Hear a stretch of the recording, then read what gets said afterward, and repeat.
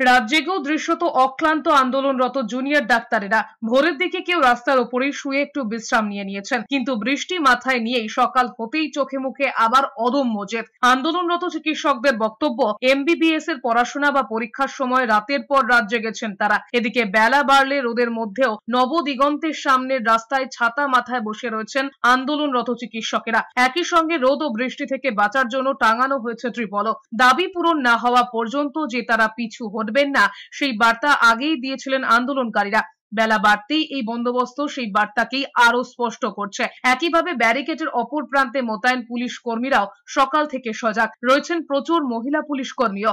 আন্দোলনকারী চিকিৎসক জানান, তাদের দাবি এখনো একই রয়েছে। সকাল থেকে তাদের সঙ্গে পুলিশের কোনো প্রতিনিধি কথা বলতে আসেননি। তাদের কথায় সরকারের তরফে ইতিবাচক পদক্ষেপ লক্ষ্য করলে তবেই অবস্থান তুলবেন। এদিকে পশ্চিমবঙ্গে জুনিয়র ডাক্তারদের লাগাতার আন্দোলনকে সমর্থন করে বিবৃতি জারি করেছে federation of resident doctors association India.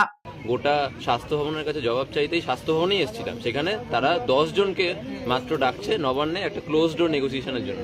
তো আমরা স্পষ্টতই জানিয়ে দিয়েছি যে আমরা এরকম ক্লোজ ডোর নেগোসিয়েশনে বিশ্বাস করি না, এবং তারপর থেকে আমাদের তরফ থেকে এবং স্বাস্থ্য ভবনের তরফ থেকে বেসিক্যালি কোনো সেরকম সদিচ্ছা তো আমরা এখন অবধি খবর পাইনি, কিন্তু আমরা আশা রাখবো যে তারা ভবিষ্যতে আর কি তাদের শুভবুদ্ধি হবে এবং তারা আমাদের সাথে কমিউনিকেট করার চেষ্টা করবে।